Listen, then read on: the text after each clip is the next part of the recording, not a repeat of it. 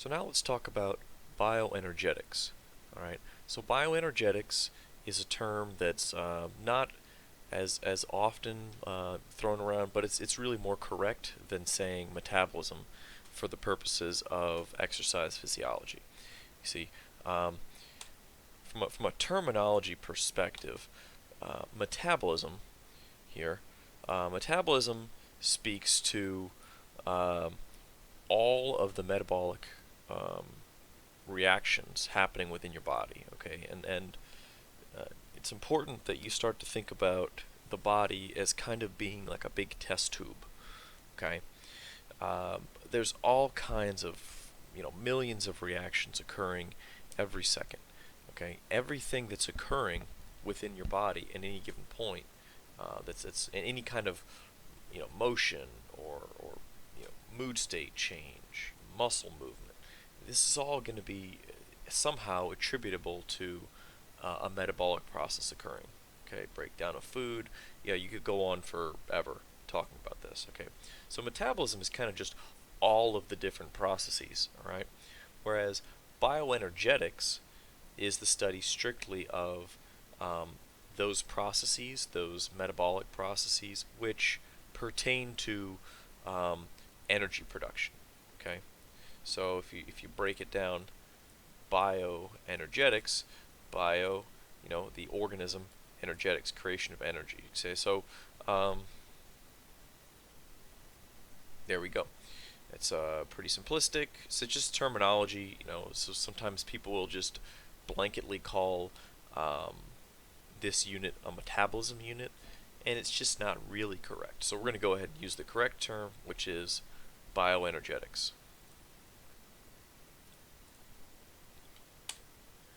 All right. So if we're going to talk about bioenergetics, we're going to start talking about energy production. Let's talk about our unit to begin with. Okay. So calories. We've all heard the term calories as it refers to the food you eat. All right. And you probably are all looking at this going, yes, I know that calories are a unit of heat. And anyway, I have to assume that some don't. And anyway, let's just talk about this really briefly. Okay.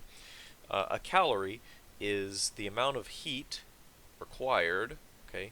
1 kcal, or sorry, 1 calorie, not a kcal, just a calorie, is the heat energy needed to raise 1 gram of water from 14.5 Celsius to 15.5 Celsius. Um, if you want to ask me the relevance of that, as far as I understand, for our purposes, it's purely arbitrary. But that's the definition of what a calorie is. Okay. Um, so we often mistakenly use the term calorie when we more accurately should be saying kilocalorie. Okay. So 1,000 calories. So if you say you're eating 3,000 calories a day, unless you're saying kcals, you're actually eating 3 million calories a day. So that's just the energy unit we go off of when we're talking about breakdown of food and stuff. Beyond that, when we start talking about energy at the cellular level or within the body, we start talking about ATP. Okay, so ATP, adenosine triphosphate. We'll see that a bit more in a second here. But we can derive adenosine triphosphate from proteins, carbs, or fats. Okay, sometimes called lipids. Sometimes you'll see carbs represented as just CHO, which is representative of the molecular structure, which is carbons, hydrogens, and oxygens. Okay, so you'll see it this way. And anyway, we get energy through the foodstuffs. These are all also called macronutrients. You maybe have heard of managing your macros. That's what they're talking about, is managing the ratio and the quantity of proteins, carbohydrates, and fats going into the body. Okay. Now, we get energy from these foods through catabolic reactions. Okay, catabolic reaction. Okay, so a catabolic reaction is the opposite of an anabolic reaction. So anabolic refers to building things. If you want to think about anabolic as this, anabolic would be 1 plus 1 equals 2.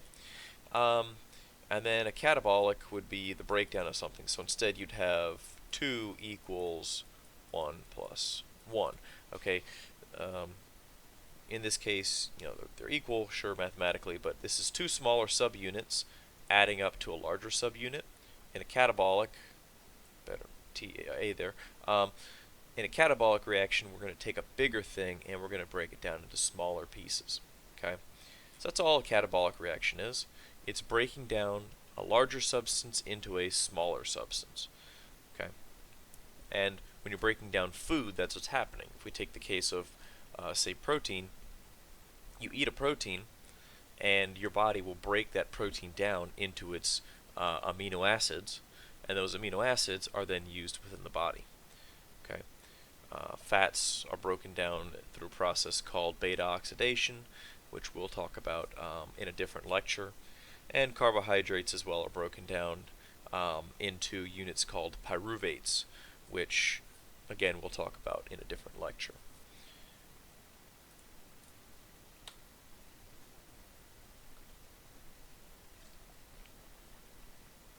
Okay, so here is ATP, adenosine triphosphate.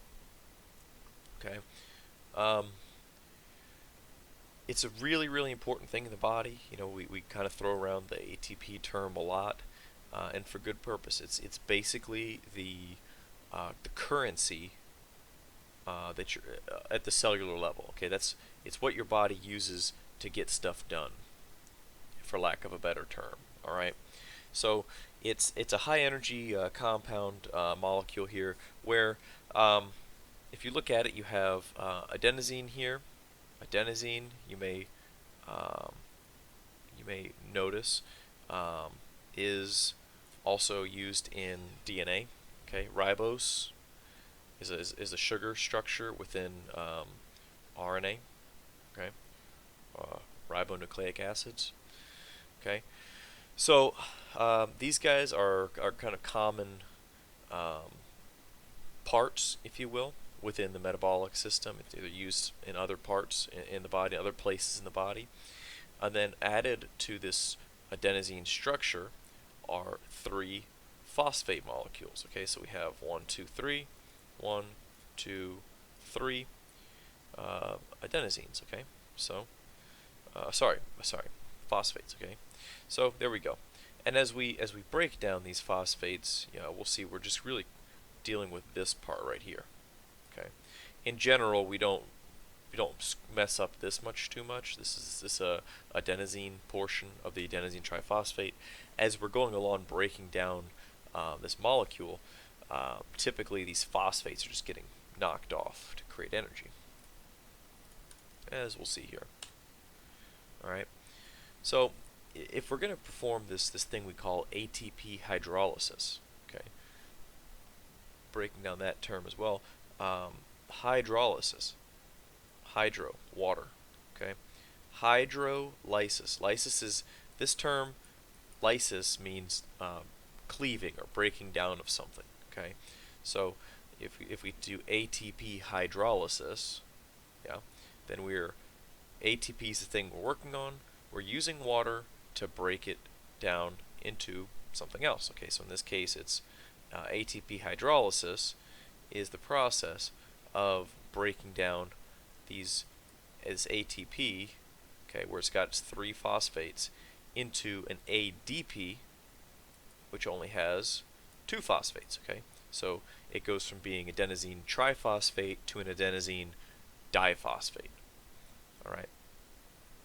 And in the process, when we do this, when we perform ATP hydrolysis, we're producing a number of things. Okay, one, we're getting this, often represented like this, inorganic phosphate.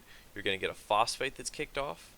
Okay, you're getting a hydrogen, which is important when we start talking about acidosis. All right, or an acid buildup in the body. Okay, and you're also getting energy. Okay, so from a cellular level, typically we're worried about the energy that we're getting off of it, because that energy is what you use to drive things like the calcium pumps and the sodium potassium pumps, cross-bridge cycle, those sorts of things. That energy that you're getting is what's priming or driving those reactions to do what they're supposed to. Okay, but the other thing that's worth noting that you're getting off of this, other than just raw energy, is heat. Okay, right? Pretty much all the reactions in our body produce heat. Okay, so that's something that becomes more relevant as we talk about the cardiovascular system and how we try to regulate body temperature, environmental physiology, certainly. Um, but yes, you're getting heat energy as well coming off of these reactions.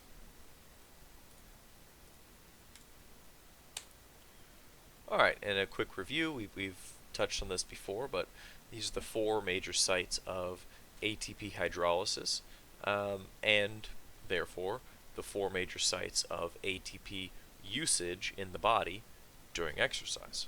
All right, and that is the cross-bridge cycle.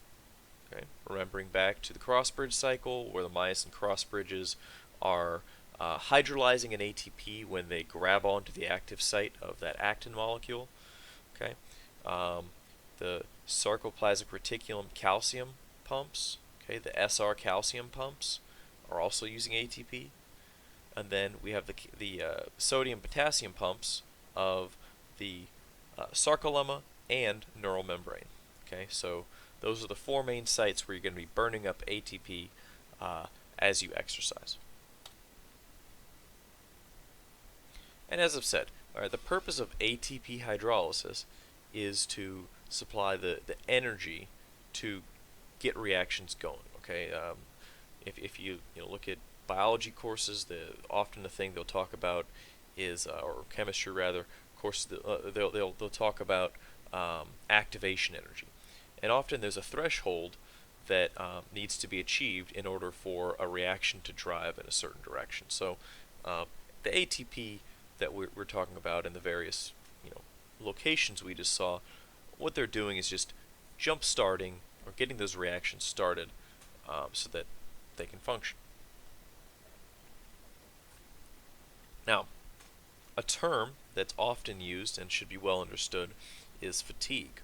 Okay, in this field, fatigue is something we're going to talk about a lot, and you will talk about a lot in the future with various people within your daily interactions.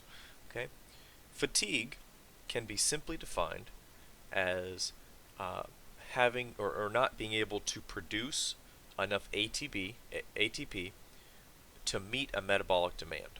All right, so if I'm not able to produce enough energy to meet the amount of energy that I am consuming at a given moment or at a given intensity or rate, then I am fatiguing. All right. Now, fatigue doesn't necessarily mean that you're stopping. Fatigue could be defined as not being able to maintain a 15 mile per hour pace, instead having to go down to 12 miles per hour. Okay, so if I was running at 15 miles an hour, and then after say 30 seconds, I was unable to maintain that pace, I could still run, but my ATP production was not good enough to meet that 15 mile per hour pace. So instead, I'm only able to say maximally produce enough ATP to meet a 12 mile per hour pace. So now my new pace is 12 miles per hour, and let's say I do that for a while, and a few minutes later I have to slow down again. Now I'm still fatiguing at each one of these steps as I'm going slower and slower. It's a level of fatigue. Okay, so fatigue has levels, but at the end of the day, metabolic fatigue is just the inability to produce ATP fast enough to meet a given metabolic demand. All right. So now when we're talking about ATP production, I want you to understand it. ATP is a molecule that's actually quite difficult for your body to store in great quantity. So it doesn't. All right. You have very little ATP in your body compared to other things. Now, we use ATP all the time, and we break it down all the time. And over the course of even walking, you're using a lot of ATP as your muscles are contracting and you're swinging your legs and whatnot. it's very difficult to store ATP. All right. So instead, we produce it on the fly, so to speak. Okay. And we have different energy systems which kind of help to facilitate that. All right. Now, the three major systems that we're going to talk about, a couple of them have a few subsystems within them, but we could really define the three major systems as the immediate, glycolytic, and oxidative systems. All right. These two, oh, that was a bad one here. These two, the first two systems here, are these are anabolic. Okay, so we don't need oxygen. Okay, they do not require oxygen. Whereas the oxidative or the aerobic systems do require oxygen. So this one is going to require that oxygen molecule. Right. So that's a simple distinction. You'll hear sometimes people talk about anaerobic metabolism versus aerobic metabolism. Um, so, and really this immediate system is comprised of two different systems, which we'll talk about. So really we have about three anaerobic systems we're going to talk about. And then in the oxidative system we have two systems. And then those, so we really have, in the aerobic system, we say about two. So really there's about five we're going to talk about. But when people are talking about energy systems, they mostly say immediate, glycolytic, or oxidative systems. All right. So if we look at these kind of broad strokes classifications here, the immediate system, if we look at the amount of power it can produce, okay, so maximum power, okay, this is defined as kilocalories per minute, okay, so how many calories of energy can it produce per minute, all right, and you see here 36, significantly higher than the glycolytic system or glucose using system, and then that's higher than the oxidative in turn. Right. Now, on the flip side, you look at storage capacity. There's only storage for 11 kilocalories. All right. So let's think about this. If I'm able to use, or rather, in a minute, I can use 36 kilocalories of energy, but I can only store 11 in the body. That means, running some quick math here, I'm only going to be able to operate this system for about 1/3 of a minute. Is that about right? Because it's 11 divided by 36, yeah? Yeah, so a little less, but about 1/3 of a minute, okay? And as we'll see going forward, the immediate system only lasts for about 20 seconds or so in most people, okay? The glycolytic system, this one varies a little bit. You don't actually carry a lot of glucose in your body, but you do carry a lot of glycogen, which can help you go for a little while longer. And these numbers aren't really representative here. But, glycogen, glucose, you can be working in this glycolytic system for a few minutes. And then in the oxidative system, we have even more than this, storage-wise, because you can burn anything in the oxidative system. So you really have kind of unlimited fuel capacity there. All right, and this will all make a little more sense as we go further into this material. Okay, so I move my epic pen here. So as we go forward, we talk about these different systems, because we're going to start talking about the oxidative and the immediate and the glycolytic and all that. It's important to note that all the systems are working at the same time all the time, unless there's some sort of a dysfunction within one of your metabolic pathways. All right, but if I said something like during the first 20 seconds of exercise, the immediate system is doing most of the work, or is the first one activated, while that's a true statement, the other ones are still active. It's just their relative contribution is not as great as, say, the immediate system in that case. All right. So if we look at this graph, it explains it pretty well, all right? But first, just let's identify our y-axis here. So the y-axis here is the relative energy potential of each energy system. Okay, so percentage of energy coming from that system over time. Okay, so this is a time course of when the energy systems are going to peak, where they're starting from, and then when they're going to start to kind of peter out or diminish their contribution, right? And this time course is dependent on a number of things. Okay, we're going to talk about things like, the distance between where these systems are located and the place using the ATP. How much of the substrate is available. All kind of things go into this. Rate of work, all that kind of stuff. We're going to go into that just later. Right now, what I want you to know is all these things work at the same time, and let's just look a little bit at the time course of things. All right. So, in the first 30 seconds or so, okay, this bit right here, my almost straight line, almost all of that is going to be this black line here. That is the immediate system. All right. So the immediate system during your first few seconds of work, up to 30 seconds or so, contribute almost all of the energy. Right? Now, if you continue to move after that 30 seconds and you're working hard, your immediate system rapidly depletes itself. And up to, like I say, this 30-second mark here, it's done. It has almost no contribution whatsoever because it's depleted. It's out of energy. Okay? So as your immediate system is depleting, it's also activating the glycolytic, or the non-oxidative. Okay, here, this is the glycolytic. It's activating the glycolytic system, which peaks and then starts to peter out. Around 2 minutes, it's declining pretty good. 3-4 minutes, now it's at a pretty low contribution. And all the while, this oxidative system, the aerobic metabolism, is ramping up.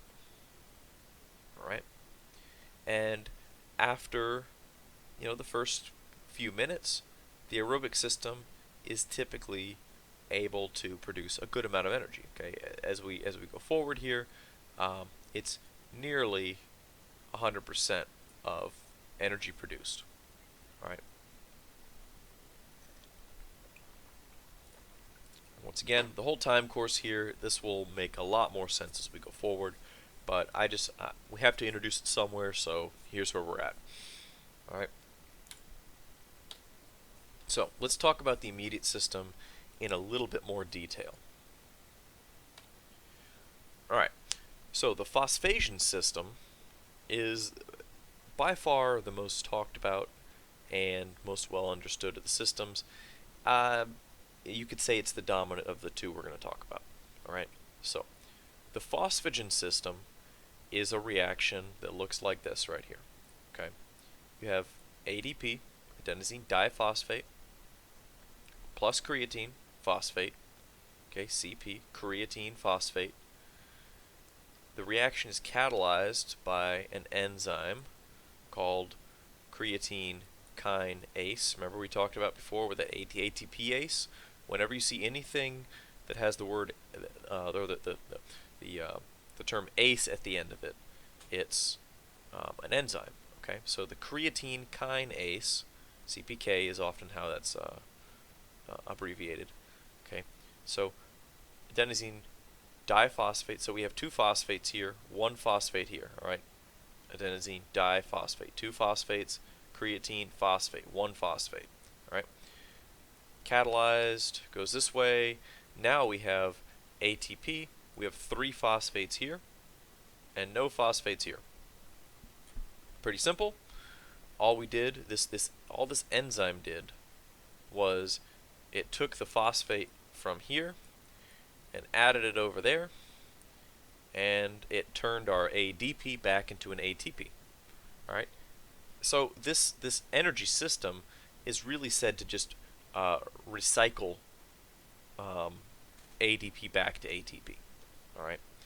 So when we think about this, this energy system kicks in when ADP starts to be released. All right. And that is right about the time you start working. All right. Now, creatine phosphate, as we talk about locations, okay, locations are really important to whether or not an energy system is being used and the time course of it and all that sort of stuff, all right? Um, I like to use the analogy for these different systems of talking about, eating habits of a typical undergraduate, all right? Say you're living in an apartment, because dorm life's a little bit different, but let's say you're living in an apartment, and I've been there, I understand this. This is personal experience now, all right? So, you're living in your dorm, or sorry, your apartment, and you're hungry.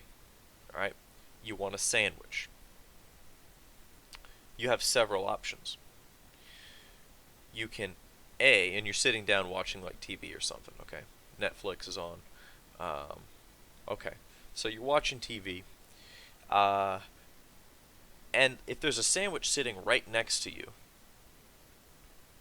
odds are you're going to eat that sandwich more so than get up, go to the kitchen, and make a new one because that's way too much work, right?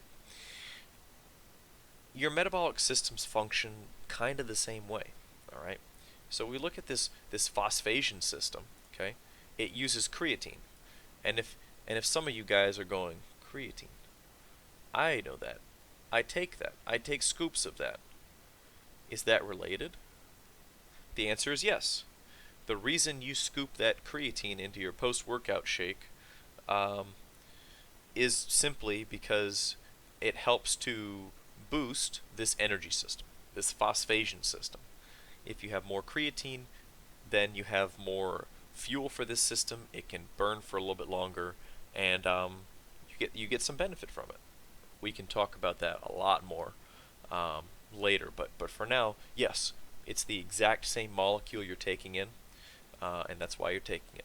Okay, so but if you look at where this enzyme is, okay, this once again we've seen this from the last unit, right? We have our actins here and our Z disc and myosin, our little cross bridges over here. This is a sarcomere, okay, and we have our bands up here, the M line. M line once again is the center of the myosin. So the point within the cross bridge, or sorry, the sarcomere where we're using ATP is at the cross bridge site, right? On the myosin cross bridge. Let's look at where the enzyme creatine kinase sits. It sits right on the M line. Okay? So the phosphation system and by extension creatine kinase which catalyzes the phosphation system is that sandwich sitting right next to you. All right? Much the same, when this muscle wants to start contracting and it needs ATP to be produced, it's going to go to the thing that's right next to it, which is creatine. Creatine phosphate is kind of floating all over here. Okay, it's kind of just all over the place, and the enzyme is right there, right on the M line. Okay, so it's very close, and it'll immediately get used simply because it's closer. It's there, proximity. All right. It's geographically desirable. All right.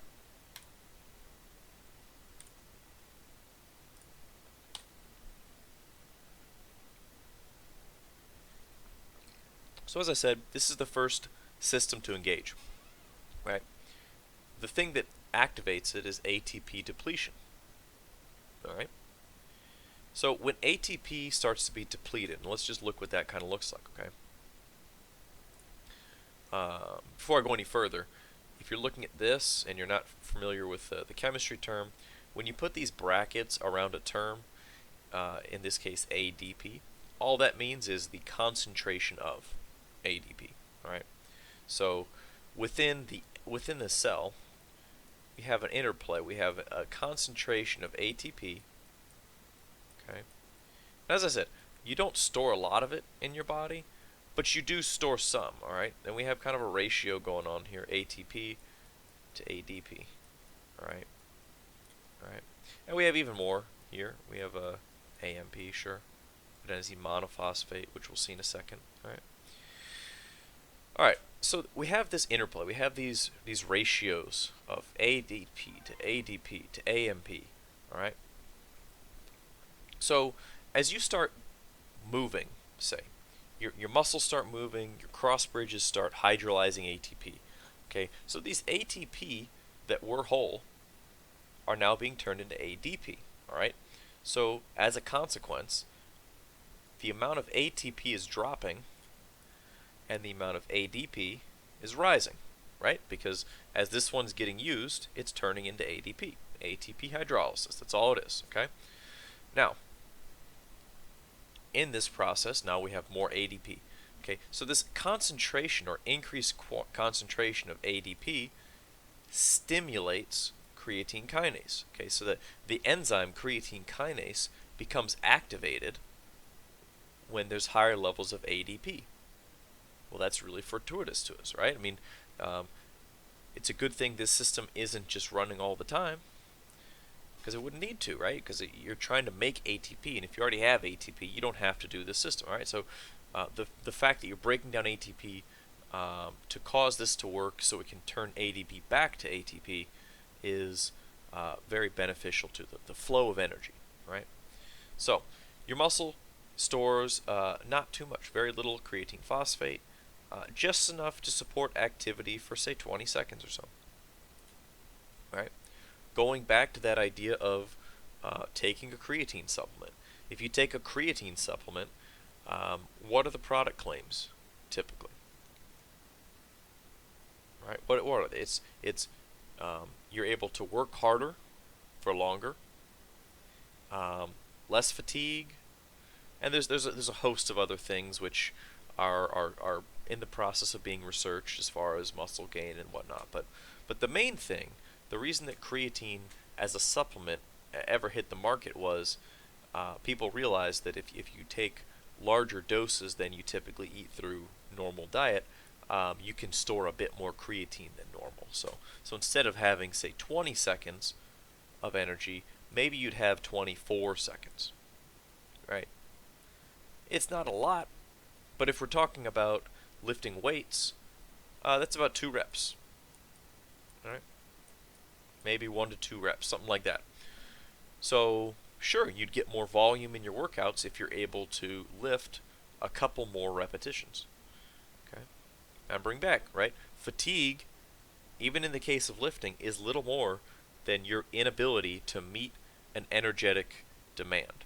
All right, so if I'm doing 85% of my maximum, my 1 rep max, which gives me about 6 reps typically, but I'm able to store more creatine phosphate, well, I can maybe get more repetitions. And that means per set, I'm lifting a little bit more volume, and over the course of a whole workout, I might do a little bit more damage to the body, and my subsequent repairs might be a bit greater. So I might get more of a hypertrophy benefit. I might get more gains, one might even say. All right. So anyway, after you deplete creatine phosphate, which once again doesn't take very long, once you deplete that down to 0 or near 0, it takes a while to recover. All right. On average, about 5 to 8 minutes. So it's one of these systems where you try to preserve it as much as you can because it doesn't replenish very fast and it depletes very rapidly. If you can guess, type 2X fibers are one of your better phosphagen fibers. They have one of your better, amongst the different types of fibers, one of the best capacities for this type of energetics, because those fibers are fatigue prone, high power. This is a high power, fast fatiguing energy system. So when we look at the recovery of creatine phosphate, it is oxygen dependent. Sorry, it's getting cut off here by my taskbar here, but creatine phosphate is oxygen dependent, and I like to put this study up here because it kind of explains or shows this to a certain extent. All right, so if you look here, there were 3 different groups where they had people exercise and they measured their creatine phosphate levels prior to exercise here, okay, immediately post exercise at this 0 mark, right, and then they did different things. So we had group 1, 2 here, and 3, okay. So group 1 uh, started here with their creatine phosphate. All the groups did. Okay, they went down after exercising. Okay, so they depleted, and then from this point forward, they did dynamic exercise, and their blood flow was intact. Okay, so essentially they didn't do anything with them other than say, okay, do some dynamic exercises, move those muscles around, and get the blood flow going, so to speak. And that showed a pretty rapid recovery up to you'll say near resting levels within 20 minutes, but really within about 8 minutes, you're pretty close. Okay. So next group, group 2 here, they did the same thing: exercise depletion, measurement. Now here they did isometric contraction with intact blood flow. So isometric contraction just being they didn't move the muscle. It didn't. There was no shortening of the muscle, but there was contraction. Now, this is important because when you contract a muscle isometrically, it doesn't really let things into the muscle. All right, to a certain extent, it kind of blocks off that muscle from being permeated by things going into it. All right, but anyway, you still get to a certain extent, you still get some things going in, and you had recovery, not as fast, but you still had recovery. Okay, because blood flow was still intact. Now, in group 3, same deal, exercise depletion. Here, they did an isometric and they occluded blood flow. Okay, they probably did something like inflating like a blood pressure cuff, or they have a bit more technical things, but essentially it's a blood pressure cuff where they just pump air in and the cuff puts pressure on your artery and doesn't allow blood flowing. Okay, and you can't do that for too long because then you'd kill all the tissue. But anyway, you see here there's no recovery. If you have an inability to get oxygen into that muscle that's been depleted of creatine phosphate, you can't recover that creatine phosphate. All right. Now, also what this shows us is something that is thrown around at the gym, and hey, sometimes people ask questions about it. What should I do after I do a set? Should I move around? Should I just sit still? Say you're doing squats or something. Should I just sit still? What's the best thing to do? Well, according to this study, I would state that dynamic motions are better. Okay? Because you're moving the muscle, you're getting more blood to the area, and that's getting more oxygen to the area, which is allowing it to recover faster. So if you want to recover faster in between sets, some dynamic motion seems to be beneficial.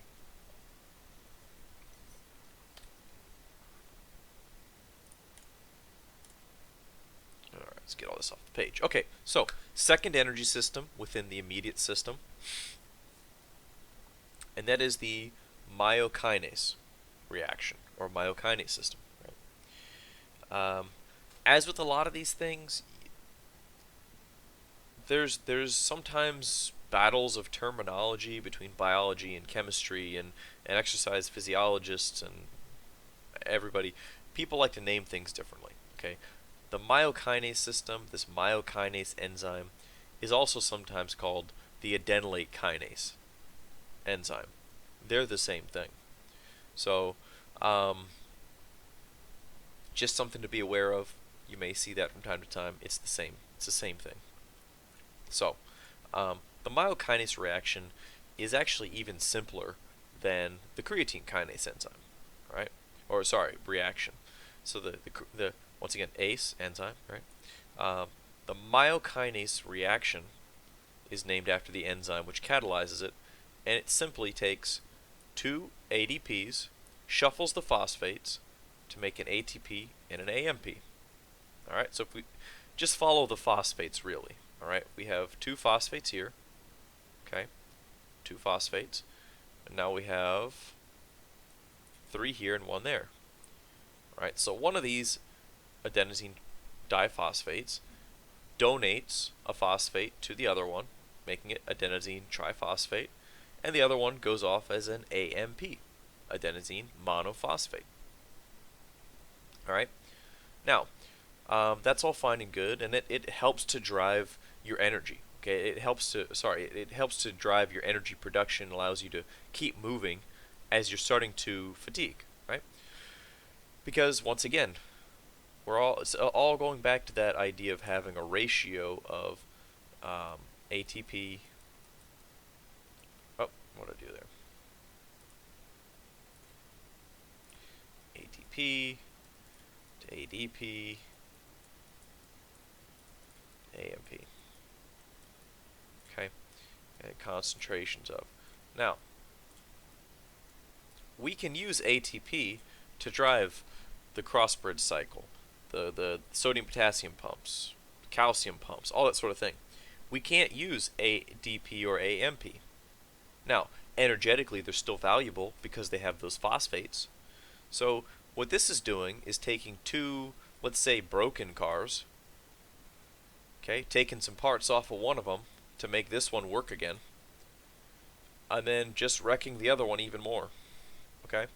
Because you're taking a part that was valuable off of it, so now it's even less valuable, if that makes sense, okay? So you're just shuffling the phosphates, and now we can use this ATP, and we can go burn it, right?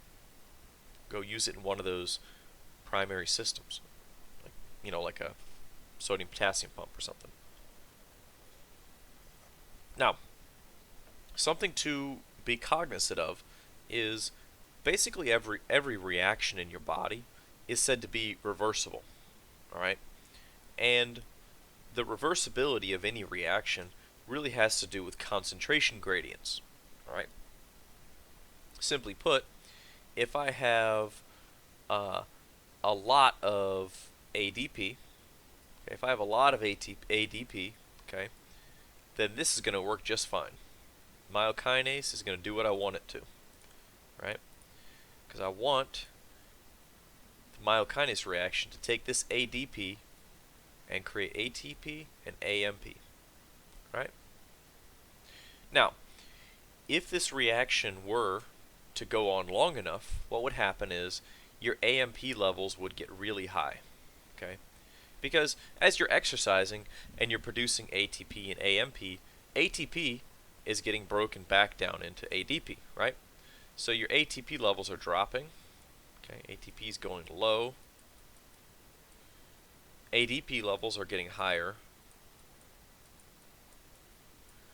And then AMP is just continually getting higher and higher and higher, okay? Now that's problematic, because if we're talking about the reversibility of a reaction, let's clear a lot of this stuff. If my AMP levels start getting too high, then what's going to happen is we're going to have a reversal of this reaction, okay? So if the concentration of this is too high, it's going to start grabbing ATPs, and we're going to start creating ADPs. All right.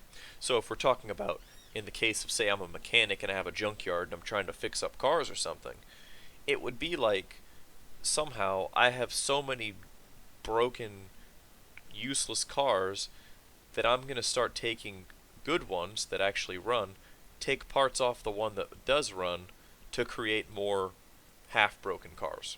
Okay? It doesn't make sense. It doesn't serve anybody's purpose to do that. Okay?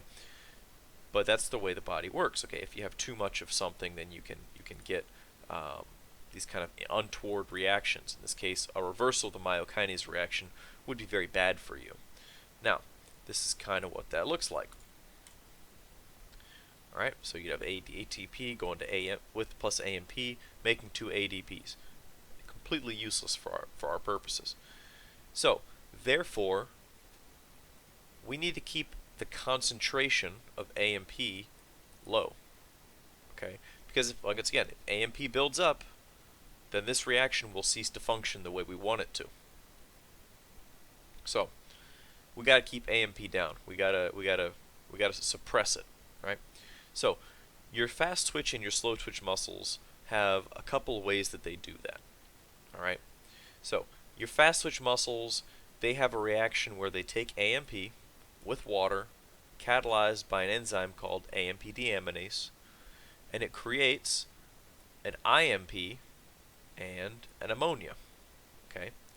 IMP is an inositol monophosphate. Not super important, you know that, but this molecule is eventually will be turned back into ATP or broken down and used in other metabolic processes, but we don't talk about this too much beyond this. But ammonia is toxic to the body. So if you work out really, really, really hard, some people will actually start producing ammonia, which can cause them to fatigue as well. It's a fatiguing force, so it has to be cleared out in a whole different metabolic process. So that's one source of ammonia in the body. And the other way, in your slow twitch muscles, AMP is broken down by a non-specific phosphatase enzyme into adenosine and pyrophosphate. Okay, essentially just rips this AMP down into parts. Okay, both of these keep AMP levels down, which allows that myokinase reaction to keep functioning. Okay, and it's something we're going to see over and over again, and that is there's always ways that the body will keep working in order to allow itself to continue function, right? These energetic systems are really trying to supply the ATP needed for work to happen, because that's their job. They're the power plant. Okay, and there's a lot of ways they do that. So this is just the immediate system. So now there is some benefit to having AMP being produced at all. Okay, and that is, as we'll see in other places, but with the metabolic system, there's a lot of feed forward happening. Okay, and in this case, so a feed forward mechanism is something that happens so that down the road, in the future, something else happens better in the body. Okay, in this case, AMP, okay, AMP actually stimulates the breakdown of glycolysis.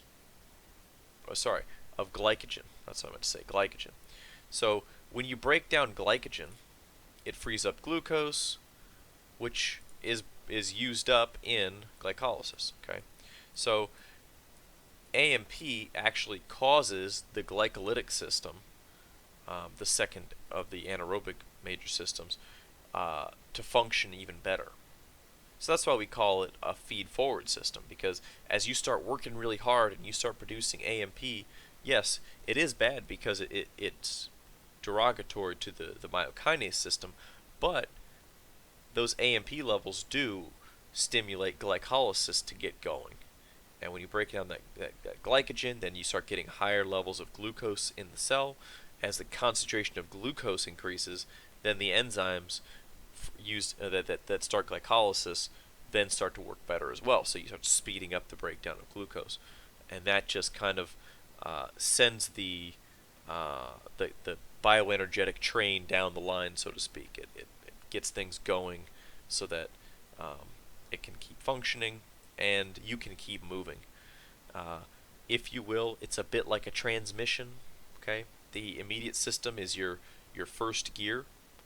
Okay, it's got a lot of torque, but at a certain point you need to transition to a different gear, right? In this case, the first gear, in this case the immediate system, gets that car moving, and once the car is moving, then it helps you to, well, not that it directly helps you, but you can shift over into your second gear or the glycolytic system and continue moving. So they feed each other, so to speak.